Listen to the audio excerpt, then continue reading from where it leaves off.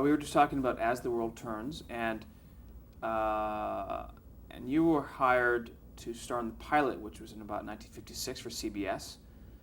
Um, Tell me about that, how that came about. Well, that was interesting because I had to give up guiding light because I had gotten married again and was pregnant. And I didn't really want to go through, some people did that go through a whole pregnancy in a soap, but that's a hard thing to do. So I got a job with a commercial, a prom home permanent.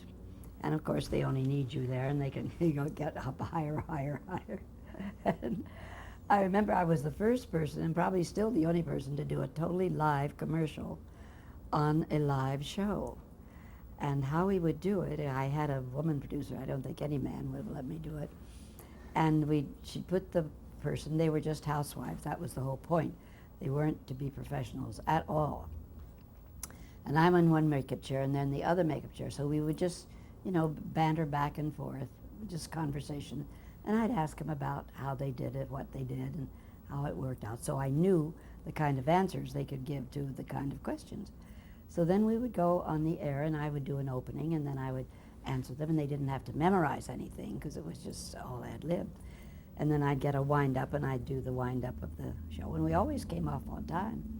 And people would say, you can't do a live commercial live. You can't. Well, we did. And then I know we used to have lunch together. And I said, I know you're going to fire me. And she said, well, we've gone up to your chin. We can't go any farther, and we can't afford to have an obstetrician on the set. So go home and, relax a little bit. Well, I bought so much stuff, beads and things. I couldn't think of not working. And I made some things, with my crafts and that. And then I had the baby. And about a week after that, Ted Corday called me. He said, Ruth, we have a pilot that we need you to shoot. We have a new show, and it's going to be called As the World Turns. It's Erna and Agnes both work on it, and we need you. And I said, oh, well, that's very nice. I thank you for thinking of me, but I just had a baby. And there was a silence. He said later he didn't know I was even gotten married. So he thought it was some kind of a scandalous thing. And I said, I don't think I could undertake a soap opera right now. And he said, oh, but you have to. It was written for you. Erna wrote it for you. When you were on Guiding Light, you played the other woman. And in early soap opera days, the other woman was black as sin. There was no gray area at all, and certainly never any goodness in her. But she said, you never changed any lines, but you came out making more sense than that sniveling little wife did. So this gave her the idea that she was going to write a soap opera where the other woman was a leading character and a heroine. And of course she was doing it partly because of herself, because she was in love with a married man and had been all her life, and they'd never gotten together. And she was always mad at that little sniveling wife because she wouldn't get out of her way. So, but she didn't tell Procter and Gamble. Very smartly, she didn't. Now we go along this whole thing, and I am the sister who was left behind. The boys got college educations, but I had to stay home and take care of Ma and Pa on the farm. And I always felt jealous of my brothers because they were up in the world, and my brother that I was closest to was a lawyer. Well, he put me through dental assistant school. That was the most he thought I deserved. And I wasn't too happy, but at least I was in the big city, and I was working in an office for somebody. Well, I met and fell in love with, and he with me, his partner, his law office partner. And I had my own apartment, and my niece Penny, who's Rosemary Prince, she adored me, and she and her good friend, who happened to be my lover's daughter, were best friends. And they would come and spend the night with me, and they would always say, oh, we wish you were our mother. And I'd say, oh, no, we just have a good time. Anyway, they loved Aunt Edie, but they hated this woman. They knew that his father had another woman in his life. and What was your character's name? Edith Hughes, and everybody called me Aunt Edie. The wife became an alcoholic because she knew something was going on, and it was, a bad situation. They loathed and hated this woman. Well, for 2 years this went on, and then one day I was at the office, and they saw me with this girl's father, and they were horrified. Here, the one they loved to hate and the one they loved to love was the same person. And from that time on, their lives just went to hell. Everything that went wrong in their lives after that was because they found out. They got disillusioned about me, you see. Now, it was a wonderful storyline, but after about 3 years of working very hard, I wanted to go to Europe, so they let me have a 3-week vacation. Usually it's only 2. I came back and all hell had broken loose. Procter & Gamble had kind of caught on to the fact that she was building up to a divorce, because she wanted to show that there didn't have to be a party who was injured in a divorce. It would be better for everybody, because my paramour and his wife had grown up together in rather affluent situation, and everybody had always assumed they were going to get married. So they did, but there wasn't really any spark there. They loved each other. Sorry, we pick up where we left off. Well, I finally got a 3-week vacation, and I went off very happily, although in the storyline, I was moving away because when the girls found out who I was too embarrassed to be around. And so I was leaving Jim and my family and everybody. But of course I had to come back because I had to live somewhere. And I found that Jim was in the hospital in a coma. He'd been hurt in a fishing accident on his boat, and that Procter & Gamble had caught on to what Erna was doing, which was building up to a divorce. She wanted to show that there needn't be an injured party in a divorce, that everybody would be happier and better off if they dissolved this particular wedding. And that was because Jim and his wife, who was played by Ann Burr, was very, very fine actress, she had become an alcoholic because she was so concerned of his lack of interest. And the problem was that they had grown up together. Now the families had assumed they were going to get married, so they got married, but there really wasn't a spark there, certainly not a sexy one. And Erna's point was that she shouldn't be kept. She should be free to marry somebody else who would really love her and could really love her. And I had not had much of a life, and I was entitled to one too.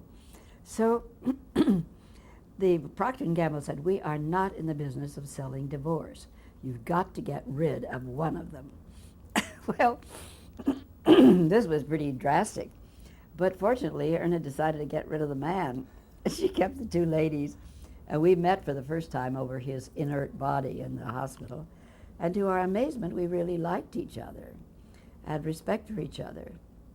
And he did die. There was no question about that. And life went on. But the story with him that is so, I shudder every time I think about it. When we finished the pilot, we had a really double martini together, thinking, well, we didn't know whether we wanted it to succeed or not succeed, I wasn't sure I wanted to go into another soap, and he wasn't either. He liked theater and traveling, and he said, "Well, you know Ginger." I said, "Yes, I knew his wife, very attractive little girl, not little, but small person." And he said, when I married her, I told her not to expect any children because I wasn't going to have any children. I belonged to the theater, and I had to be free to go and move and leave and do whatever I had to do, wherever it came. She wanted to marry me under those circumstances, I'd marry her. Otherwise, no deal. I said, "Well, for heaven's sakes, you love her, don't you?" He said, "Of course I love her." I said, "And you're going to deny her having a child?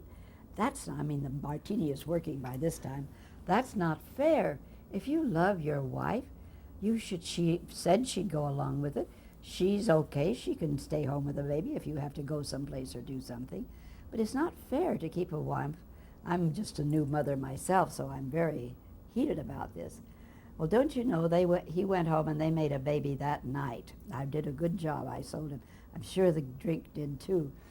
And then, within a year, he died of a bleeding ulcer because right after so not soon after that, about 2 years after that, they fired him. And here he was with a little infant child and a wife and no job. And he was so angry because he had worked for her for years. He was from Chicago. He worked for her in Chicago. And he felt like it was a betrayal. She should never have fired him. She should have gotten rid of one of those dames. He worked himself into a bleeding ulcer and died. And here he's left his widow with that little baby. Well, I guess she was glad she had the child, but I did think, Ruth, you can't always blow off like that. You've got to let people make their own decisions sometimes. But there's another soap opera where life is imitating a soap opera. Amazing. Well, that show, As the World Turns, was the first 30-minute soap opera on television.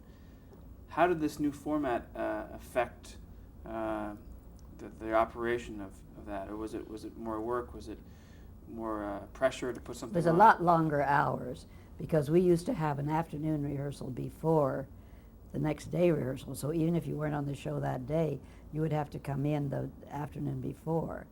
And that was good for actors because the director then had time to spend some time with actors, particularly younger actors. That's one of our problems now. We get young people, they're attractive and ambitious, but they don't have very much background. And it's really tough. I mean, Agnes says it's like jumping on a train that's going 90 miles an hour. And you better be sure-footed or you're going to go under the rails. So we did that for a while, and then people began to complain because it took 2 days of your time. It was all right if you were on that day and then on the next day, but that helped you get your lines down. So finally they stopped that, and then we would have to come in at 7:30 in the morning and have our rehearsal ahead of time. And we could skewer it somewhat by makeup, by who was in first and all of that. Then they got around to where I remember that, there were some people who would complain about it. They said, do you know that they don't even have a rehearsal on Guiding Light? They just shoot we used to rehearse upstairs, then we'd go downstairs and we'd have one technical rehearsal where we could hold our scripts and all this because there's so much banging and noise going on. Then we'd have a run-through. Then we'd have lunch. Then after lunch we'd have a dress rehearsal, and then we would tape the show. Well, think about that. That's 4 rehearsals. And now we're not going to have any of them. We're just going to go down to the set and we don't even get our positions, That's another thing. I learn a lot of things by where I am in the position, which speech comes next, by when I move, when I sit down, when I get up. That's part of a learning process. And now, at the beginning, it was awful. We really had no rehearsal. And then we learned how to meet in corners and in the halls and, get together in dressing rooms. But sometimes when people are on a lot, you can't do that. Well, we thought we were going to die, but we didn't, and we've now gotten pretty good at that. Of course, it wouldn't work if they couldn't edit, because we do get in places where people just don't know where they are. Well, as the World Turns, was that was still live, right? So the lack of rehearsal sounded like it really It put a was hindrance. awful. Yeah. Then, but we did have these little things they carried around where we could see them. They'd put them so we could see them, where we had the script on it. Like a cue card. Cue cards. And that got to be quite a trick, You're talking to somebody and the thing is over there and you've got to find a way to look over there, see where you were and get back. So were cue cards used a lot at that point? Yes, they all did. Out of necessity? They thought it was a necessity. Then they put them right under the camera. They were on the camera, and that was disastrous. When there's something moving, your eye goes to it whether you want it to or not. And they kept saying, we see you looking at the camera, we see you looking. I said, I don't want to look, but the damn thing is moving, and you try not to look, but it's hard. And anyway, they finally cut it all out. They said, you don't need it. You can memorize the whole thing. And now we have no cue cards, nothing. And we do pretty well. As I say, once in a while we get stuck. And the mistakes we make are almost always proper names. We call each other the wrong name, or we can't think of the name of Mr. So-and-so who's just in the script for today.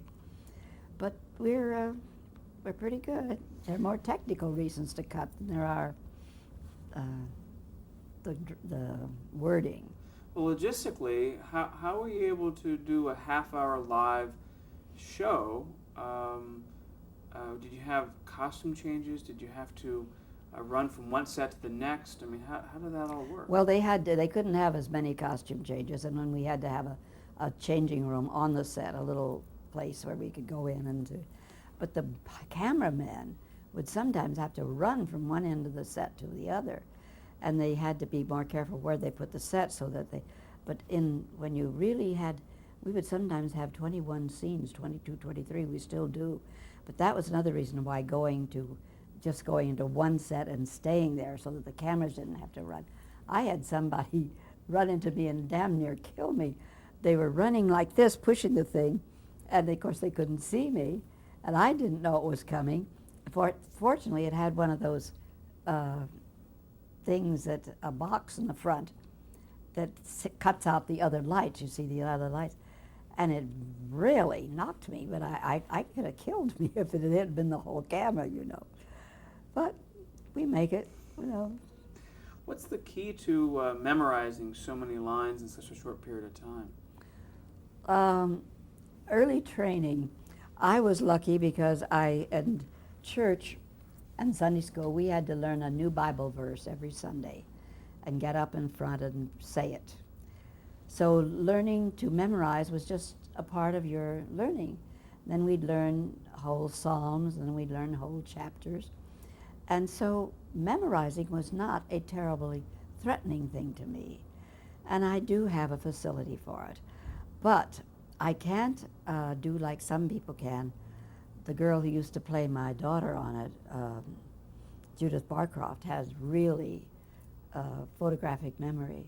She would drive me crazy. She could look at the script and sit on the set and read a novel until they'd say, and she'd put the thing down and know all her lines. I can't do that. I've got to at least be concentrated on what I'm going to be doing. And I'm lucky. We have a few people who can't do it. I know my son, Peter White, had problems. He really sweat blood over memorizing. And we had, the actress who was played in all the Fosse things, Gwen Verdon. They brought her on for a role, and that was murder. She couldn't remember lines because, you've got weeks to memorize something when you're going on the stage. And they see that red light go on, and they get terrified. But, and there's some theater people who won't do it because they say, I know it's too hard. I'm not going to put myself through that. What's your technique? Do you have to say the lines out loud, or is it all internal?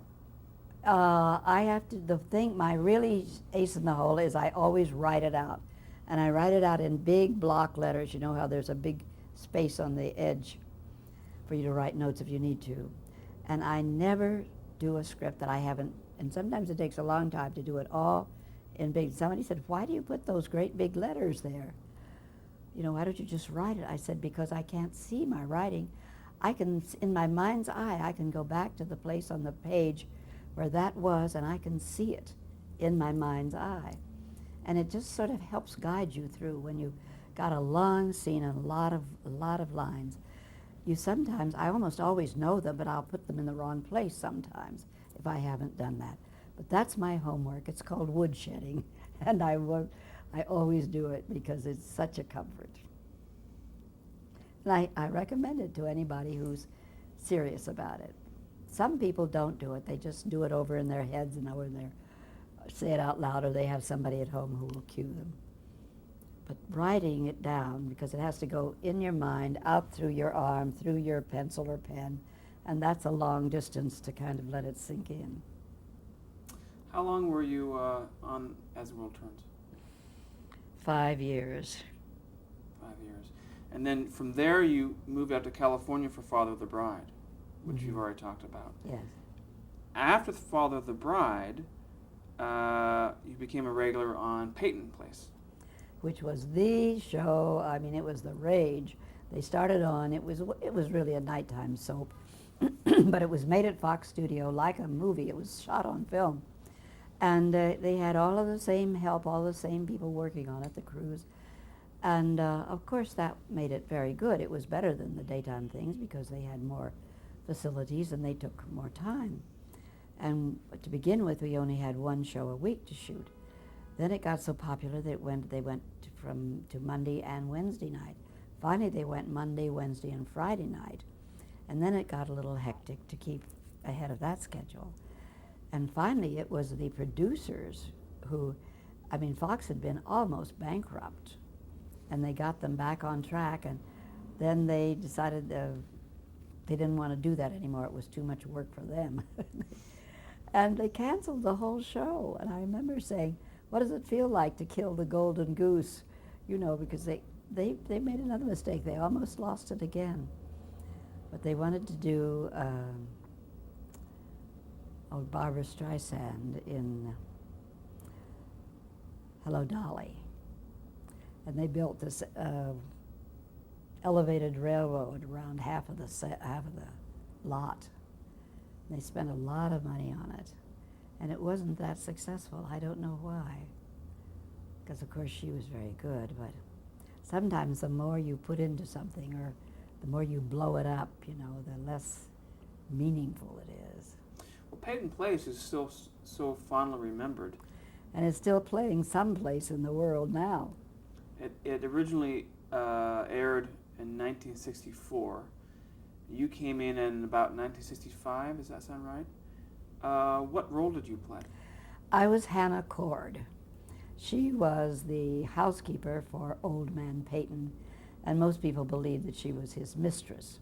And they never did make up their mind whether she was and she wasn't until the very last episode, practically.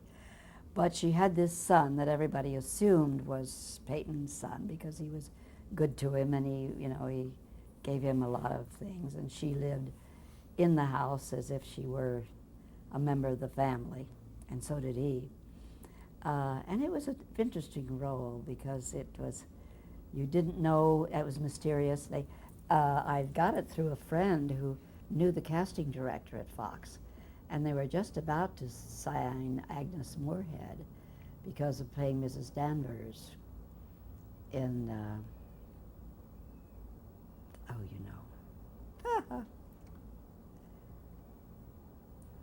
time out. The housekeeper that had the mad woman upstairs, Jane Eyre. But they decided, the producer decided he didn't want to do that because that was too much typecasting. And so when he met me and I read for him, I got the part. I never would have gotten it except for this friend of mine who was very close with the casting director. And I said, you never know how you're going to get a part. You just have to be open and be willing to take anybody's help. Who were the directors that worked on Peyton Place, do you remember? There were several of them. Ted Post was one? Oh, yes, Ted Post, yes, he certainly was. Have you got anybody else down I have there? Walter Doninger. Yes. And then I have, as far as producers, Everett Chambers, Yes. Richard Goldstone, Felix Feist, and Richard DeRoy. Chambers is the one that I remember the most. What do you remember about him? Well, he reminded me of an advertising executive. I think he must have come from radio to begin with, because he was, kind of carefree and jolly. Well, he had a huge success on his hands, which I think that was one of the reasons everybody was in a good mood. And nobody could understand why. They just had ambition. They wanted to go do other things. But if Jaws hadn't come along, if they hadn't produced Jaws, they were in trouble again. Because that's the way studios were then. It used to be that studios had enough people and enough projects that if one thing didn't work, something else did. But then they got more and more independent films and independent actors, and things all got more expensive all around. Now, we're back to where the studios are saying, we're sorry, we're not going to give you that money. You can't pay an actor $30 million. We won't do it. We won't even pay Brad Pitt $10 million. And they cast a total unknown in that part. And, for a while, the agents owned it, then the stars owned it. Now the studios are taking it back, because if they don't, they're bankrupt. Well, going back to Peyton's play, what kind of adjustment did you have to make to go from a live television show to a show shot on film? It was just heaven. It was like so much easier, and so much. You had all the facilities of a big studio behind you, and you had a good crew, and you had time to do what you needed to do. And we had good directors. I said it was all movie people. There weren't any people that hadn't been doing movies. And it was like a working for Orson again. Well, nothing is like working for Orson again, but it was like you're sitting on the top of the world. You landed in a pot of jam. And I was very thrilled with that. Very. And the Carr, that we talked about before, he was in the movie, and that's how I got the part for Ruth. The best part written for a woman.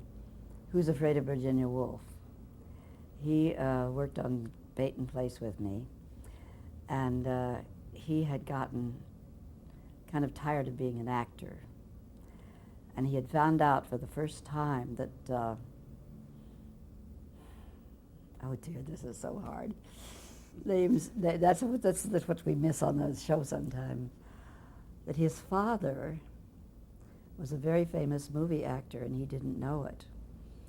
He thought that he was the son of Jeffrey Carr, the English director and producer.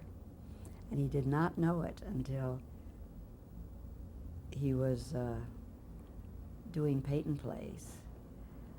And, So he discovered that yes, his father came to him and told him, said, I've never told you, but I think you're a man now, and it's time that you knew. That he was adopted? No. Oh, that he... His mother was an actress, and, I can say that.